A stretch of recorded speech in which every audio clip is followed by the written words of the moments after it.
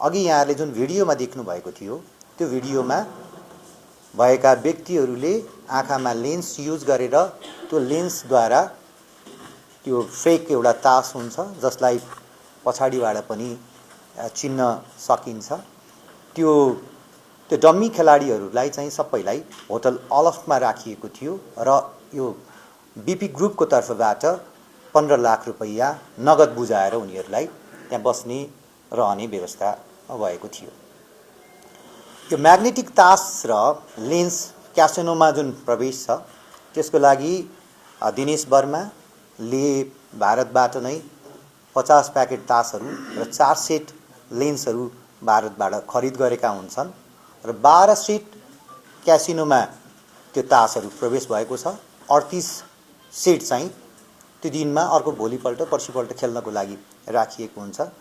2 set आइलेन्स र त्यसको जुन आइलेन्सको डब्बाहरू हामीले बरामद गर्छौं र बरामद भएको एक जोर आइलेन्स डमी खेलाडीले लगाइराखेको अवस्थामा हामीले खेल सकेर बाहिरिँदै गर्दाखेरि लगाइराखेको अवस्थामा हामीले बरामद गरेको हो, उनको आँखाबाट निकाल्न लगाएको हो र अर्को 4 सेट मध्ये अर्को एउटा सेट चाहिँ गौरव खत्री भन्ने र मोनु भन्नेले लगाएकै अवस्थामा त्यहाँबाट फरार भएको स्थिति छ। यो क्यासिनो सञ्चालक कम्पनी रजिस्ट्रारसँग विवरण माग गर्दाखेरि यो वाल्डु डाइनेस्टी इन्टरटेनमेन्ट प्रालीको नाममा दर्ता रहेको देखिन्छ जसमा वाइट फिश डेभलपमेन्ट लिमिटेड हङकङको र पेमा गुरुङको शेयर लगत रहेको छ। सञ्चालक अध्यक्ष चेयरम्यान चेङ भन्ने बुझिन्छ र यसको 2 अर्ब बराबरको प्रबन्ध पत्रमा पुँजी उल्लेख छ।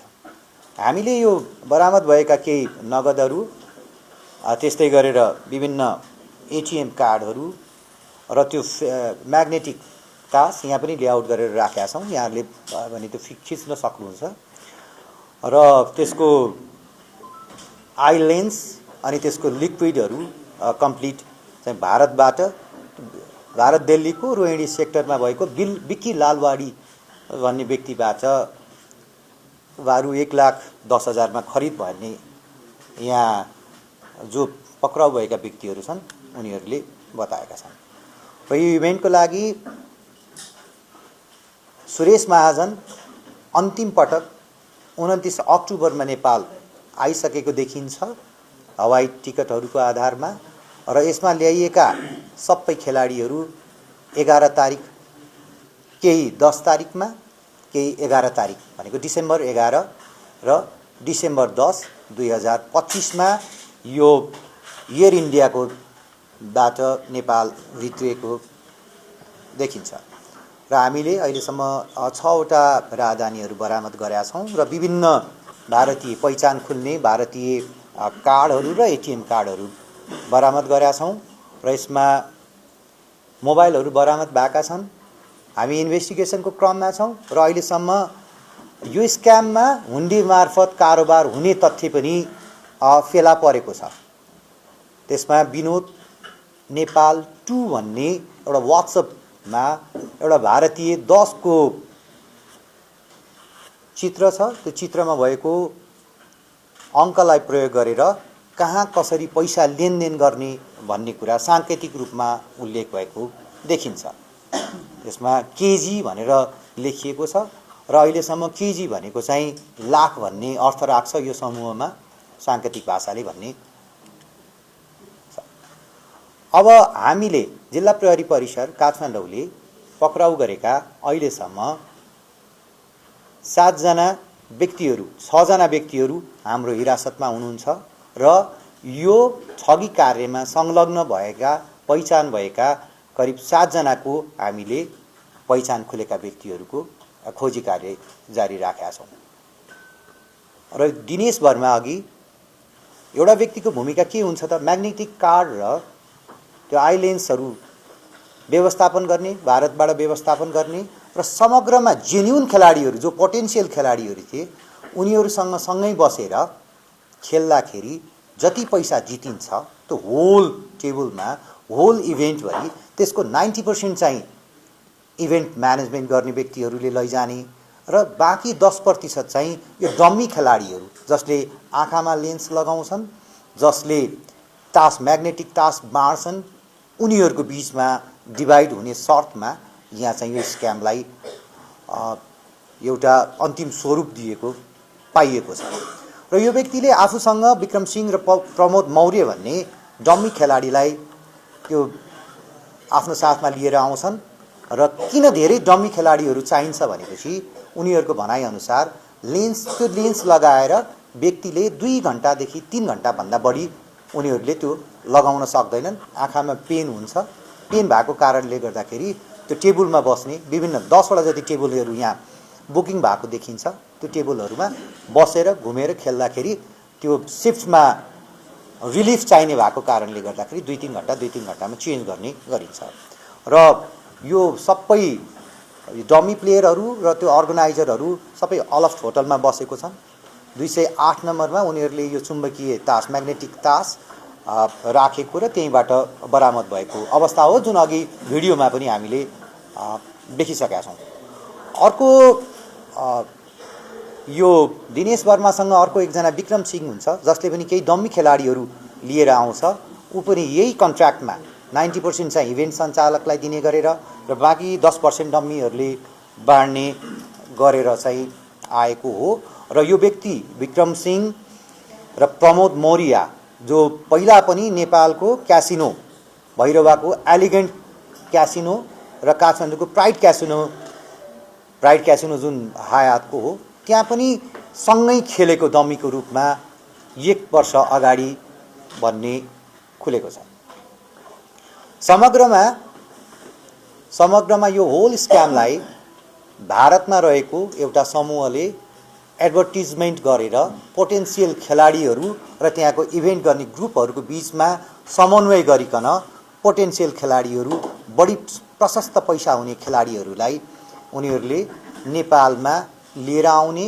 त्यसको लागि सुरेश महाजनले नेपालका जनार्दन उप्रेती यो विनोद भनिने जनार्दन उप्रेतीसँग मिलेर नेपाली पार्टनरसँग मिलेर चाहिँ त्यसलाई इभेन्ट सञ्चालन गर्ने र आफ्ना व्यक्तिहरू म्यानेजर निरज कुमार अहिले फरार छन्, म्यानेजरसँगै दिनेश वर्मा, विक्रम सिंह, प्रमोद मौर्य भन्ने डम्मी खेलाडी जसले आँखामा लेन्स लगाउँछन्, जसले म्याग्नेटिक तासहरूको व्यवस्थापन गर्छन्। यस्तै गरेर अर्को गौरव खत्री भन्ने व्यक्ति मार्फत डिलरहरू जो तास बाँड्नको लागि त्यो उतैबाट भारतबाटै आफूसँगै लिएर यही आएको हुन्छन् डिलरहरू 2 जना।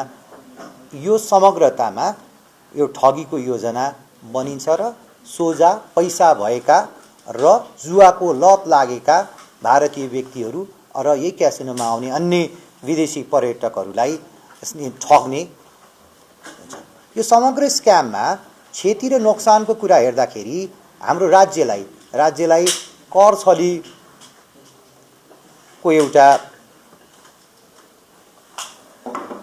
छलीले पर्ने प्रभावबाट राज्य आक्रान्त हुन्छ। कुनै पनि राजस्व कर प्राप्त हुँदैन। अर्को हाम्रो होल राष्ट्रको जुन छवि छ, देशको क्यासिनो पर्यटन जुन छ हामीले सोचेको त्यो बदनाम भएर इन्टरनेसनली हाम्रो इमेज चाहिँ खराब हुन सक्ने अवस्था नेपालमा यस्तो हुँदो रहेछ भनेर यो क्षति नोक्सान हुने देखिन्छ। र गैर बैंकिङ प्रणाली प्रयोग भएको कारणले गर्दाखेरि कालो धनहरूको उपयोग हुने यसको सम्भावना देखिन्छ। मनी लन्ड्रिङ, यो टेररिस्ट फाइनान्सिङ, अन्य यो पैसाहरूबाट स्मग्लिङको खतराले हाम्रो देशको वित्तीय विश्वसनीयता, फाइनान्सियल जुन एउटा क्रेडिबिलिटी छ त्यसमाथि प्रश्न चिन्ह खडा भएर नोक्सान हुने अवस्था देखिन्छ। र जेन्युन खेलाडीहरू जो नेपालमा आउँछन्, वास्तविक खेलाडीहरू, जुवा खेल्न आएका, मनोरञ्जन गर्न आउने वास्तविक खेलाडीहरूलाई असर पर्छ र मनोरञ्जनको लागि आउने विदेशी पर्यटकहरूमा यस्तो स्क्यामहरूले नकारात्मक प्रभाव पर्ने देखिन्छ र खेलाडीहरू षड्यन्त्रपूर्वक जुवा भनेको हार जितको संयोगमा स्किलको आधारमा खेलिने खेल हो र यसमा चाहिँ व्यक्तिहरूले डिलर गर्नेले अर्को डमी प्लेयरहरूले एक आपसमा मिलेमतेको गरेको कारणले गर्दाखेरि यो फ्लस खेलमा अधिकांश मान्छेहरूले जित्ने सम्भावना न्यून, एकदम न्यून हुने कारणले गर्दाखेरि यो समग्र देशको लागि अनि व्यक्तिको लागि क्यासिनो उद्योगको लागि कतैबाट पनि सकारात्मक भन्दा नकारात्मकता अभिवृद्धि गर्ने खालको छ र यो ग्रे लिस्टमा जुन छ हाम्रो फाइनान्शियल एक्सन टास्क फोर्सले जुन ग्रे लिस्टमा राखेको छ नेपाललाई, अझ यस्तो कारणले गर्दाखेरि झन् खराब हुने देखिन्छ र त्यहीलाई मध्यनजर राखेर हामीले क्यासिनो व्यवसाय, पर्यटन व्यवसाय क्लिन हुनुपर्छ, विश्वसनीय हुनुपर्छ भनेर यो अपरेसनमा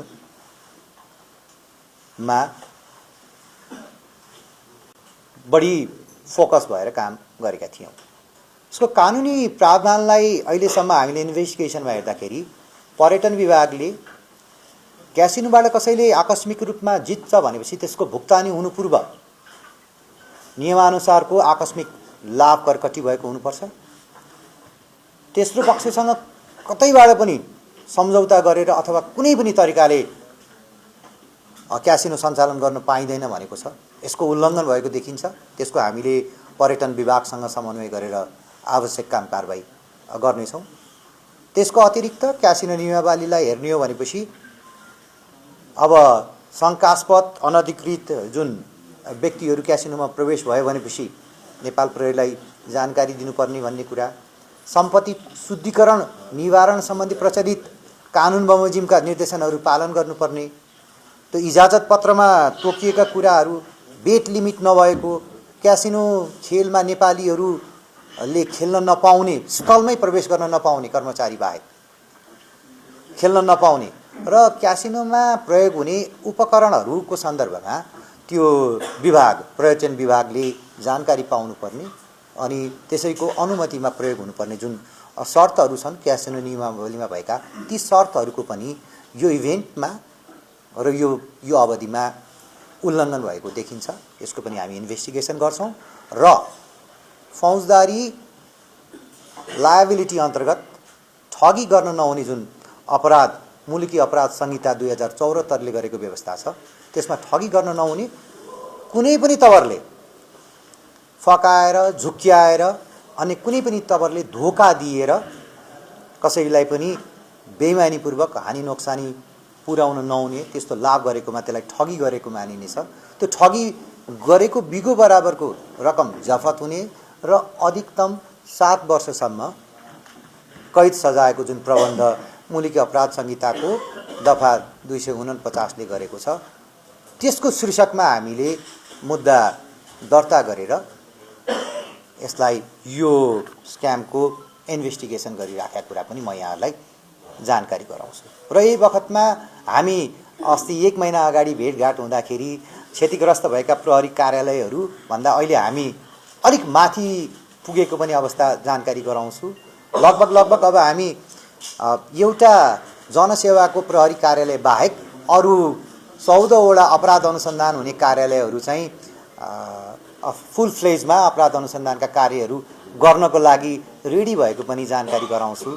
यही बीचमा हामीले मङ्सिर 1 देखि मङ्सिर 27 सम्म कीर्तिपुर काठमाडौँमा नेपाल प्रिमियर लिगको दोस्रो संस्करणको सुरक्षा प्रबन्ध नेपाल प्रहरीले गर्यो।